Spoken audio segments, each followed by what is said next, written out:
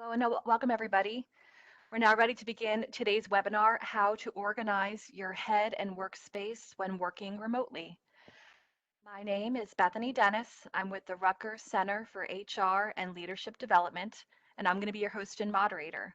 Today's webinar is going to discuss some best practices for navigating the challenges of working remotely, including managing disruptions and avoiding burnout, setting up your remote workplace, structuring your day, and optimizing productivity and efficiency. This executive and professional education webinar is presented by the Rutgers School of Management and Labor Relations Center for HR and Leadership Development, which develops and delivers innovative learning and development solutions that strengthen and advance the individual, workforce, and organization as a whole through a powerful combination of expert class instruction and peer interaction led by distinguished Rutgers University faculty, thought leaders, and industry experts.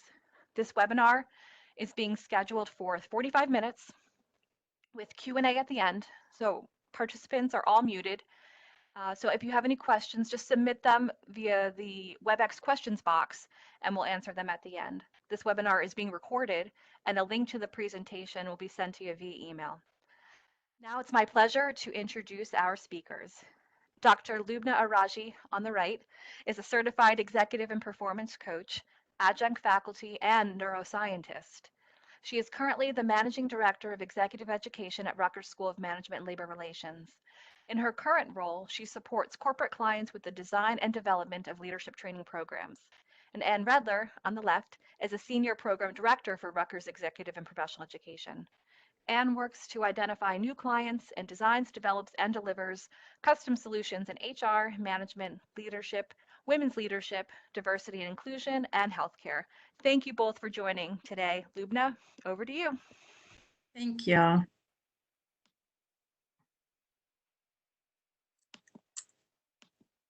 Welcome, everyone, and thank you so much for taking time to join us. In these challenging times of volatility, uncertainty, complexity, and ambiguity, everyone is experiencing behavioral and emotional challenges.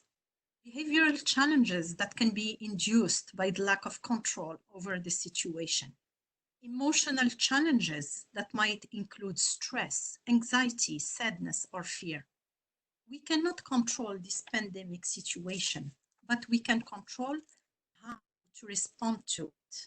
And let's remember, we are all in this together. Over the past couple of weeks, many of us have had to become virtual learners, educators, and professionals for the first time. The experience has created new practical challenges as well as emotional ones for both managers and employees. Indeed, managers are leading teams virtually, teams are working remotely. Some people, along with being part of a virtual team, are also dealing with sickness, with homeschooling, or any other chores. So, as a leader or as a contributor, how can you manage your headspace while managing virtually the disruptions in your environment, while supporting your teams and managing your workspace? So today, we thought it might be helpful to discuss how leaders and contributors can navigate some of these challenges, both by managing their headspace and their workspace. And the first step is to bring awareness to what's happening to us and why we're feeling many emotions the way we do. These are, for example, some questions we can ask ourselves every day to be aware of our emotional state of mind and to think about how we can manage that state of mind. While some people might feel worried and anxious, others might actually consider these times as an opportunity to reflect and expand. Before I dive into the science behind the psychology of behavior, I would love for you to please type in the chat box how you're feeling today and how you have been holding up. And Bethany, if you can please share a couple of comments if you see them coming, that would be great. I think it's just taken a minute. Thank you. As good as can be expected. Great.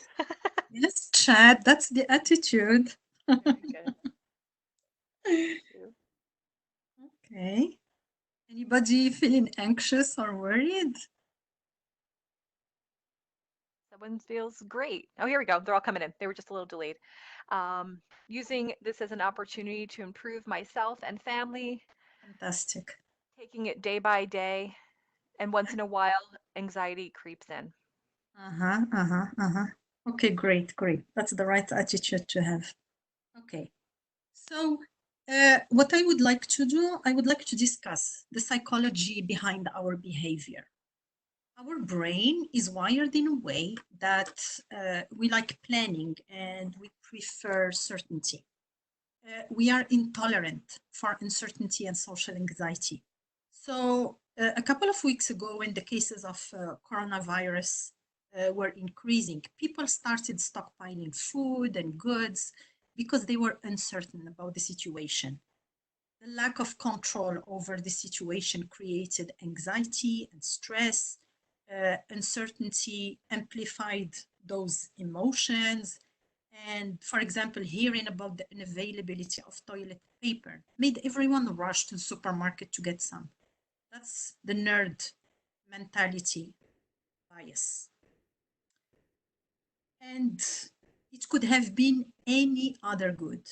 And during times of uncertainty, we also perceive the negativity bias. That's the notion that even when of equal intensity, things of a more negative nature, for example, unpleasant thoughts, emotions, or social interactions, harmful or traumatic events, have greater effect on our psychological state than neutral ones or positive events. So, what's happening right now? Why are we feeling different emotions of anxiety, worry, stress? It's because we feel threatened. And we feel threatened because we cannot control those situations. There's a lot of research on the threat and reward response. That's a neurological mechanism that governs a great deal of human behavior. I will be mentioning a lot of Dr. David Rock and other neuroscientists' research. So, this threat and reward response is about minimizing threat and maximizing reward. The way we stay alive is to recognize past threats and avoid them. And the current situation we're in is one of its kind. And many of us have felt threatened, anxious, worried, not sure how to respond or how to adjust. And when we experience stressful situation, we release stress hormones like cortisol, and this shuts down our immune system. When we are exposed to unexpected situations, there's an activation of primitive area of the brain called the limbic system. Our neurons are activated, the stress hormones are released, and there's a perception of danger, and we have a pure response to threat, fight or flight response. So let's talk more about the levels of threat. There are three levels of threat, and they activate different brain systems. The first one is what we call level one threat, and that's the threat that exists in our broader environment. We are more alert, but we are not alarmed, and we don't get a big push of cortisol. The second one, the level two threat, is in our neighborhood. So there's a threat in your environment, but now it's coming closer to your neighborhood. So what's happening now? You're very alert. You're hearing every sound and noise. Your alarming systems are going off. Your heart rate is up. Your cortisol production is up. And your immune system is starting to drop to save resources. So basically, what's happening is that you're realizing that there's a danger coming your way, and you're telling yourself, I'll be careful. Okay. And the last level of threat is level three. And that's the one upon us. In this case, all your systems shut down. You get high spike of adrenaline. Your cortisol levels are the highest. You're thinking in a more irrational way. It's not good for thinking. And the reasoning is low and your immune system is messed up. So when you're feeling this way, what you want someone to calm you down and give you a little bit of certainty. And we all want to stay between levels 1 and 2. A lot of people these days might be at level 3 and feel that their thoughts are all over the place. And it can apply to any one of us at different times, different situations. It can apply to us, to our teams, to our family members, to our friends. And a big part of the thread is how we do the interpretation. We want to make sure that we reconcile the facts with the emotions. We want to make sure we interpret correctly the information coming from the news, from colleagues, from our family members. Otherwise, we will be experiencing high levels of anxiety. We need to make sure we are in a manageable state of threat so that we are able to think and reason. So why is our brain exploding? What's happening now? What's happening now is that there is a multiplier effect and the stronger threats are unexpected. The SCARF situations have been reported as the 5 situations that create strong threats and rewards. And I'm going to go over that. The SCARF model is a management model that involves 5 domains of human social experience. So as an employee, you want to feel safe and you want to know that your manager and your colleagues are supportive. As a manager, you can influence and make the situations either better or worse for your team. And by giving people a small relative increase in the SCARF, you could actually bring their levels of threat down. So how can you do that? So let's talk about the status. The status, which is the relative importance to others. And low status induces high cortisol levels. So what you could do in that case, you can connect with everyone at personal level, acknowledge their valuable contribution during these challenging times. Certainty, like I spoke about certainty earlier. That's the ability to predict the future. And we all crave certainty and familiar situations, but it's not the case now. And uncertainty registers as an error, basically. We're not sure what's going to happen to our finances, to the economy.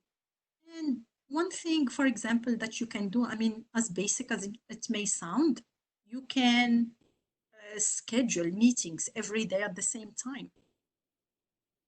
Autonomy, the sense of control over events. Stress remains under control when people feel they can make their own decisions. So what can you do? Your team is working remotely now, and you can hold everyone accountable and trust that they will work with integrity and deliver what's needed for the team success. Relatedness, which is the sense of safety with others.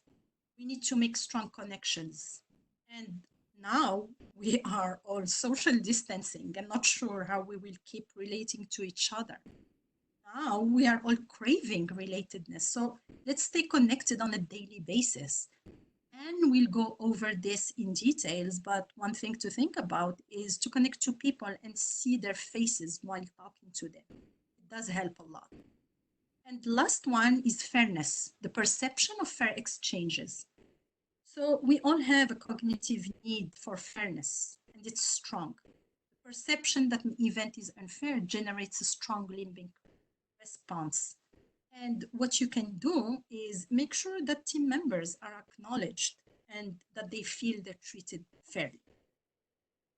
So as a leader, every action you take and decision you make either supports or undermines the levels of status, certainty, autonomy, relatedness, and fairness.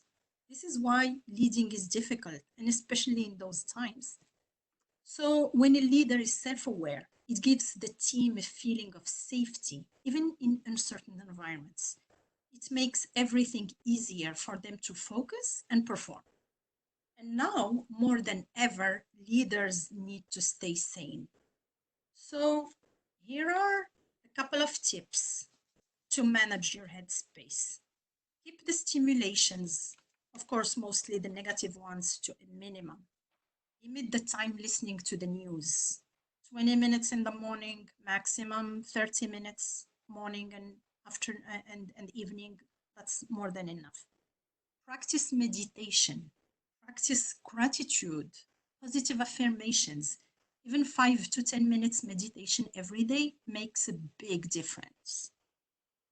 And keep an open and continuous communication with your team. Be personable and human. It's okay to be vulnerable. No one has everything figured out all the time. Apply servant leadership and make your team successful. Share your skills with others. Be creative, be innovative, and encourage your team to develop skills they've been meaning to focus on. For example, online learning. I'm not saying this from an opportunistic perspective, but from providing opportunities to everyone to continue growing and feeling valuable. So now I will pass it on to Anne. Thank you, Loubna. Good morning again, everyone. Thanks for joining us. So I'd like for all of you, or those of you who feel like it, to put something in the Q&A on what have been some of your main challenges working remotely from home. And I'll give you a couple of minutes to do that.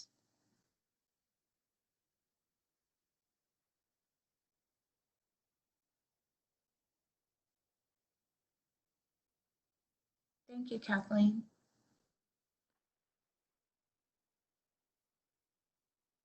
Thanks, Chad.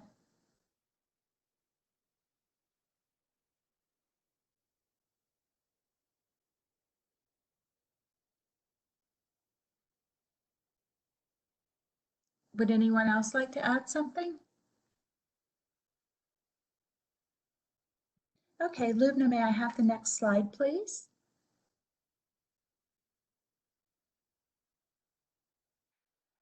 We've all been catapulted into this new world of work, and we've been rocketed into a new dimension. It all happened so fast, and many of us were just not prepared for this new remote work world.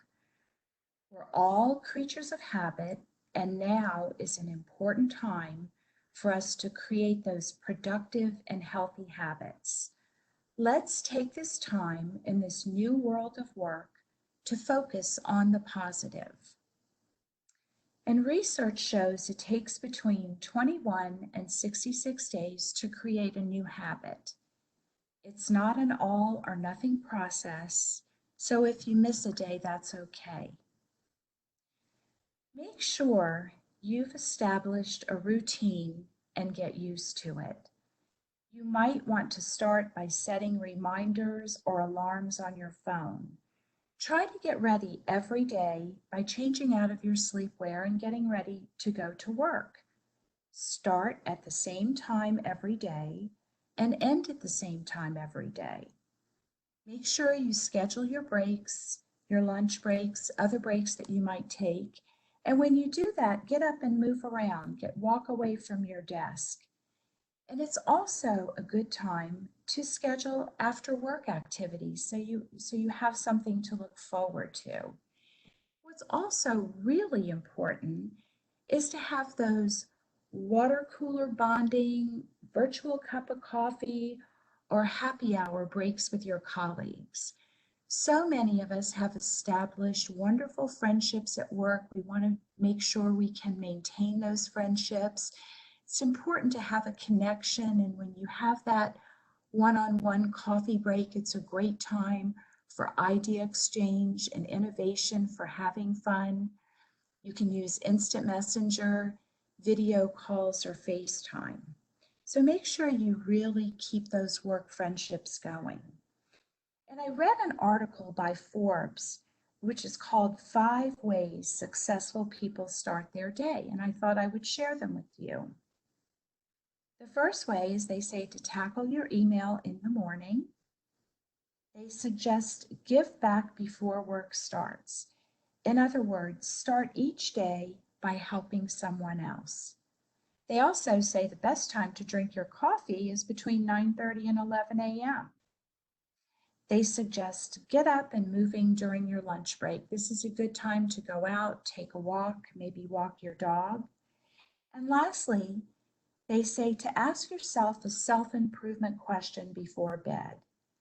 How can you be better than you were the day before?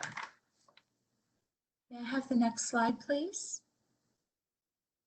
So I wanted to talk to you a little bit about productivity methodologies. So what is a productivity method?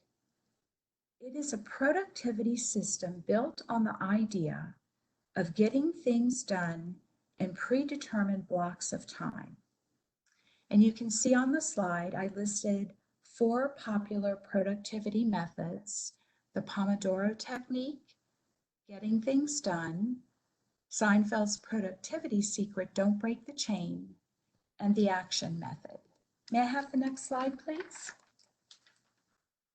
I wanted to share with you a little bit about the Pomodoro technique, which was developed by Francesco Cirillo, because I feel like this technique is really easy, almost intuitive, and it's just a great way to have a framework for your work. So you might say, isn't Pomodoro a tomato? Well, it is. And the reason why Francis Cirillo named this the Pomodoro technique is because while he was developing and creating this concept, he used a Pomodoro tomato shaped like a timer, and that's where the name came from. So the only tool that you need to practice the Pomodoro technique is a timer. You can get these tomato timers on Amazon because I saw them there, or you can use your phone or another timer on your phone. So what you need to do is you need to break your task into 25-minute segments, and each one of these 25-minute segment is called a Pomodoro, and set your timer. And in between each one of these Pomodoro 25-minute segments, you take a 5-minute break. And after 4 of these Pomodoro segments, you might take a longer break, say 15 or 20 minutes. And may I have the next slide, please?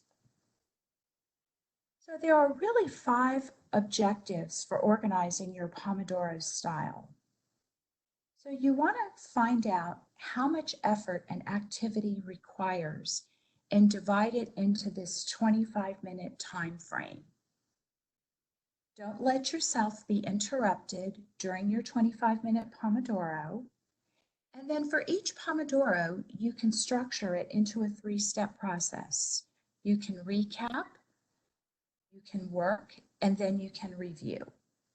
And it's important to create a timeline that matches your workflow. So what you might want to do is you might want to make a spreadsheet if you like Excel, you might want to make a Word document, and as you complete each one of these Pomodoros, just put a check mark next to it so that you know you've completed it. And make sure when you're doing this, you're focusing on your objectives. And may I have the next slide, please? So there are advantages and there are drawbacks with the Pomodoro technique. I find there are way more advantages than drawbacks. You can work with time and not against it.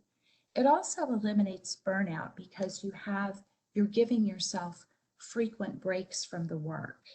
It's a good way to manage distractions because you're focused on your 25-minute segment, and it's also a great way to enhance your work-life balance. Some people find drawbacks that it limits your flexibility and interactivity, and also some people find it to be too structured. So I think the advantages far outweigh the drawbacks. May I have the next slide, please, Loubna? Working from home tends to blur the boundaries between work and personal life.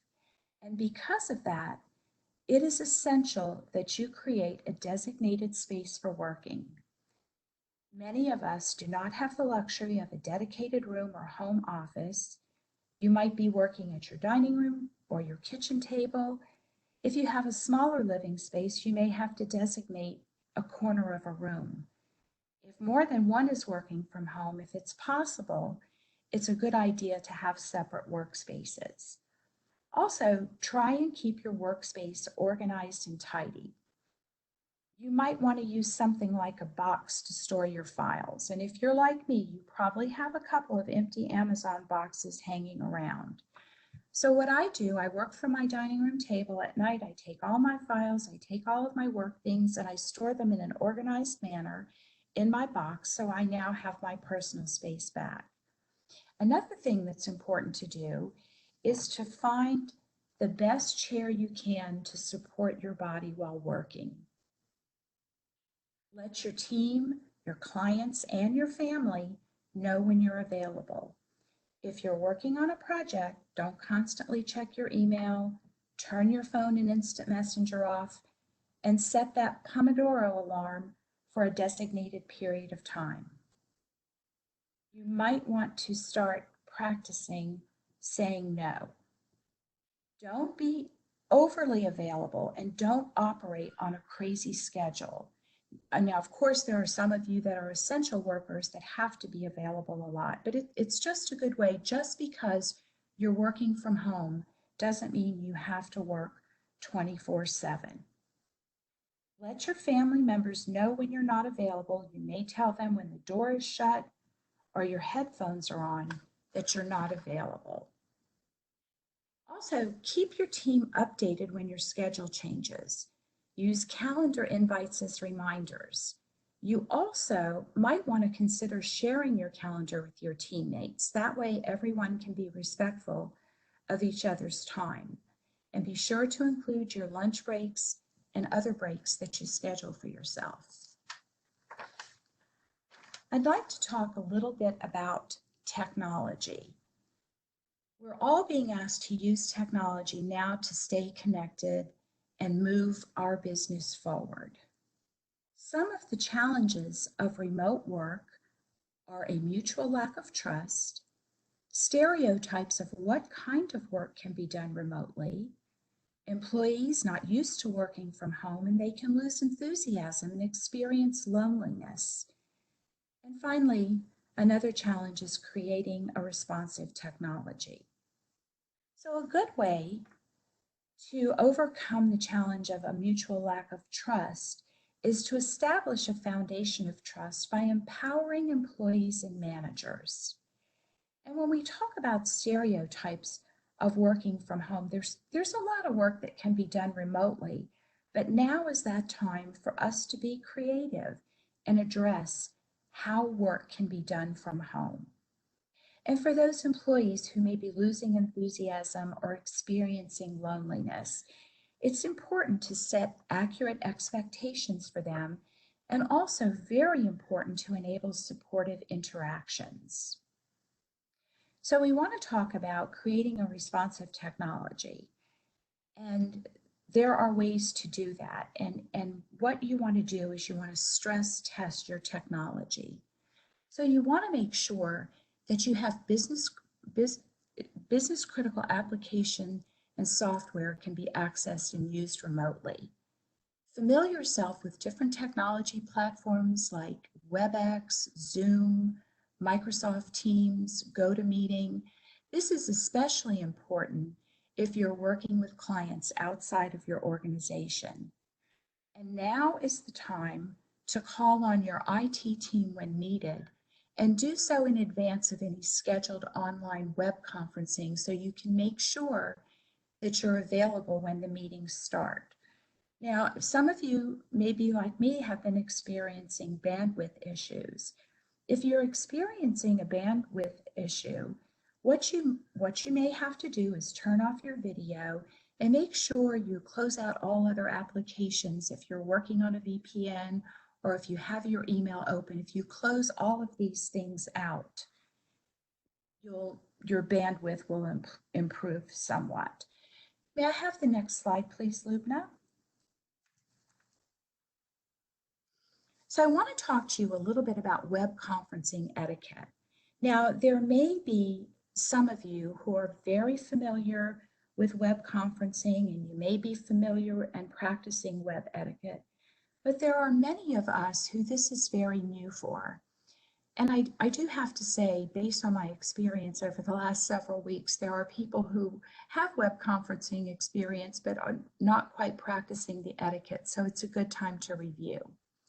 Make sure that you connect to your web conference a few minutes early in case you have to run something. Always, of course, check your internet and your Wi-Fi. You might want to remove clutter or personal items around you. And you might want to avoid background noise, because if you're like me, you know that the UPS man is on your porch waiting to ring the bell. Just it's your time to speak, and then Fluffy goes nuts.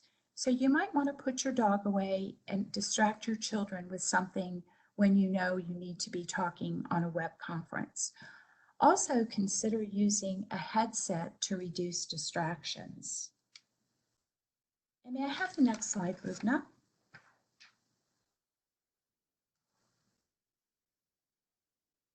Keep your device on mute unless you're speaking. This is so important. I've been on so many WebExes when people don't mute themselves, and it's very distracting when other people are trying to pay attention or contribute to the meeting.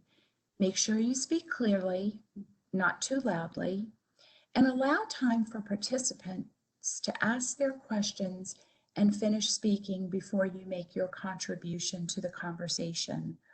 Also, please limit side conversations, and it's a good idea to direct questions to a specific individual on the web conference. May I have the next slide, please? I want to talk to you about optimizing concentration. It's important to stay informed. It's important for us to practice social distancing and quarantine guidelines. It's important to keep on top of daily government updates. And focusing on work can be normalizing and provide a sense of meaning and calm in a very disrupted world. Again, as mentioned in the Pomodoro technique, set an alarm or a timer to manage your time. I also read another Forbes article on how to focus on your work when all you can think about is COVID-19.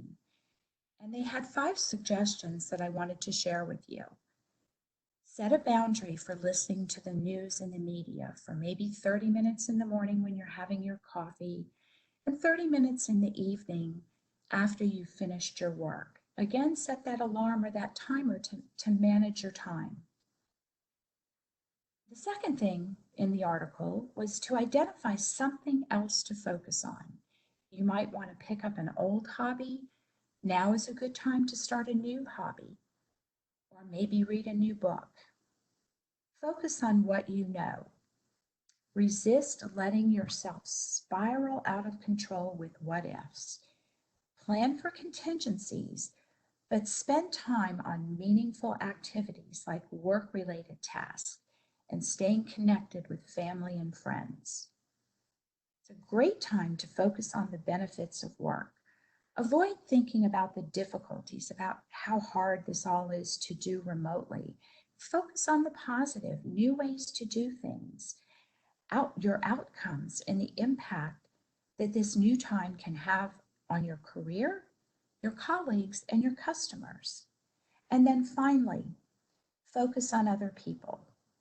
Studies show that helping others contribute to happiness, and now is a great time to find another opportunity to help a coworker.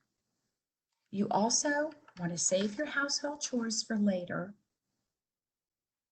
Try if you can, and I know it's hard to stay off that social media during your work day. And plan work the day before. If you like the Pomodoro technique, you might want to get that spreadsheet or that document ready the night before, so when you start your day, you're ready to go. Have a short-term and a long-term plan. Create a timetable for your deliverables. Break down your yearly, your monthly, your weekly, and your daily goals. May I have the next slide, please? And finally, I wanted to talk to you about collaboration and human contact. So there are sort of three components for collaboration: the technical, the operational, and the emotional. Right now, so many of us are experiencing frustration, anger, isolation, we're alone, and anxiety and fear is contagious. So now is the time to have that high touch communication, that clarity of communication, that self-care, and that caring for your teams. I find it so important to make face-to-face contact whenever possible, and I'll give you an example of my own experience. Several years ago, I worked on a virtual team, and I had never seen any of my team members, and it was right when Google Hangout came out. And at that time, you couldn't participate unless you had a camera on your computer. And I remember the first day our team got together on that Google Hangout, and we all saw everyone for the first time. I can't tell you how valuable it was in just creating that sense of camaraderie, that sense of belonging to a team, that willingness to collaborate with each other. Now, there are some of us who don't like to be on video, and I understand that. So you might want to get used to sharing your video in small increments. You might want to share your video at the beginning of your web conference, maybe check in the middle, and then share your face again at the end of the meeting. Because people want to see you, they want to connect with you. And that seeing one another is just so important to helping us all get through this tough time, to collaborate on our work. You also want to be very responsive right now. Get back to your colleagues quickly. Provide frequent updates on your work, share your screens and your documents, and also choose your words carefully in your emails. A good rule of thumb is if you go back and forth twice, pick up the phone and talk with someone. You might want to create weekly action and hot lists and create specific assignments for all team members so everyone can feel included and have that sense of camaraderie and collaboration. So I just want to wrap up by saying, remember that now that focusing on your work can be normalizing and provides a sense of meaning and calm in our very disrupted world. Back to you, Loubna. Thank you, Anne. Okay, so we thought we would add a couple of tips for those of you who are not only managing a team at work, working with the team virtually, but also managing teams at home. And I saw some of the chats. I think that some of you are focusing on homeschooling, so that will be great to share with you. The most important thing is to take care of yourself first. If you want your children to stay calm during these difficult times, as a parent, you need to stay calm as well. And of course, if needed, there's an option to reach out for professional support. It's also important to validate feelings of anger or disappointment with your children. It's sad, for example, it's sad that you had to cancel your spring break travel plans, your sleepover party, your school play. But remember, we are safe. We're all safe. And frame what you are doing and the set of actions that each family member can take to help. Things really appreciate that. Emphasize agency and reframe. Look on the bright side. These are uncertain times, but there's more family time now that everyone is home. And another thing is to acknowledge that the work schedule might be changed. It might be asynchronous, and share your concern with your team if it's the case. And finally, focus on your community, both local and global, and share what you're doing. talk out loud about how you're going to check in on your neighbors to make sure they have everything they need, or other initiatives that you want to take to support your friends, to support your family. So just make sure to keep the conversation going. So we are really grateful that you were able to join us today. And what I wanted to do is to share with you how we can support you and your teams if you need anything. Our Center for HR and Leadership Development offers executive and professional education programs in different areas. Mainly, we have a lot of programs in human resource management, leadership development, women's leadership, diversity and inclusion, healthcare management, etc. And we had some programs originally scheduled for this spring, but we had to postpone all the start dates until we receive authorization by the state, university to resume our normal business operations. But in the meantime, we are expanding our offerings based on the increased demand to learn remotely. So we'll keep working with our current corporate clients to offer custom programs and support them remotely with their specific demands. And along with the online programs, we'll continue to offer webinars to cover different topics. Actually, we have a couple coming for the rest of April.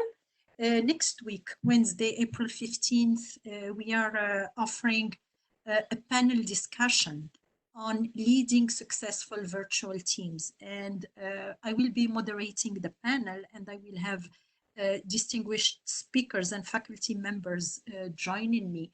Dr. Bill Castellano, David Ferrio, Marianne Spatola, and we will discuss topics such as what works well in a virtual team environment?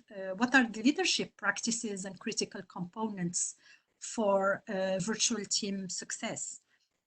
And we'll also discuss how to develop a culture of resilience, how to build psychological safety and trust while working remotely.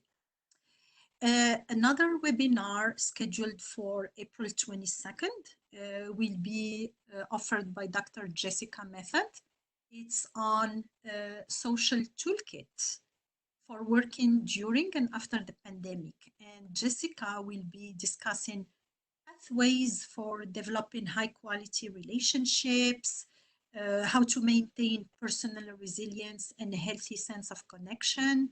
And she will also be sharing techniques to leverage your connections to ease work strains during and after the pandemic. And in May, we will be offering group coaching programs that will cover how to coach your peer. We will teach you how to coach your peers, how to receive individual peer coaching in order to help you achieve your goals. And I will be doing those workshops with a colleague, with Dr. Sharon Leiden. So please stay on the outlook for what's coming up and make sure to register.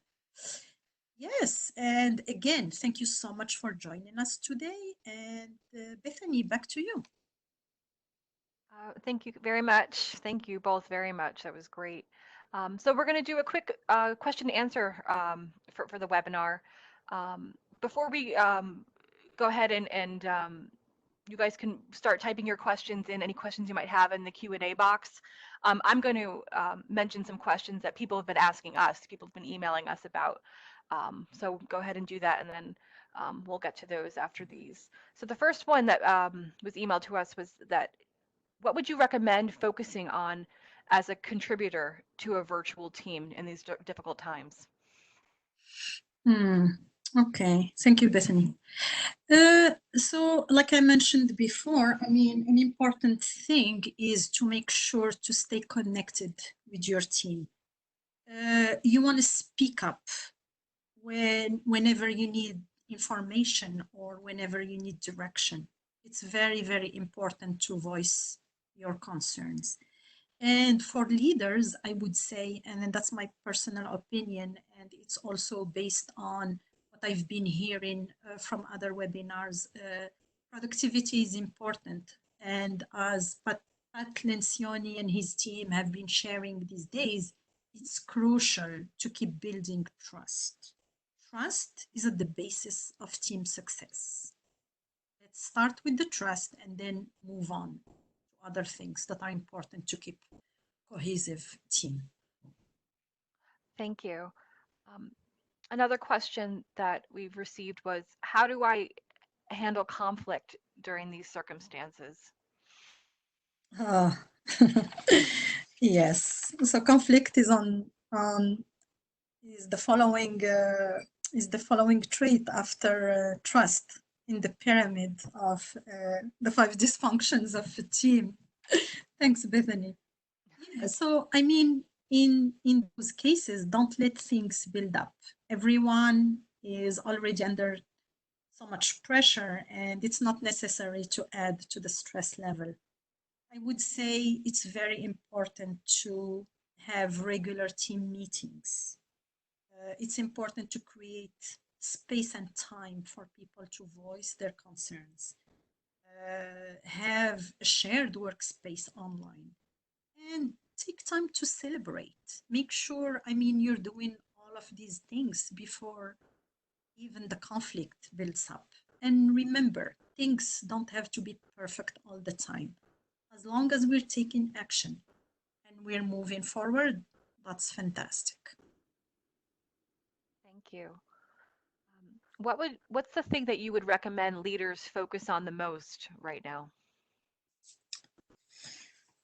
Mm, Yes, I mean, like I said earlier, making sure that they take care of themselves before taking care of others. That's the most important, and it's really essential for everyone to be in good state of mind, which will allow them to make sound decisions. It will allow them to lead. It will allow people to think about things a couple of times before, before moving to the conflict stage. So just take time and reflect and take care of yourself. Great. Um, and another question that we've received is, do you think this is the right time to invest in coaching, and why should managers hire coaches? Oh, yes, definitely. I keep reading a lot of articles about that. Actually, this is a great question. And like I said, that's one of the reasons we're offering those group coaching webinars. Yes, I mean, uh, if you look around, I mean, many managers are saying that they're not prepared. They're not prepared to lead teams virtually, and they're not prepared emotionally. And some companies don't even have the infrastructure to deal with different situations.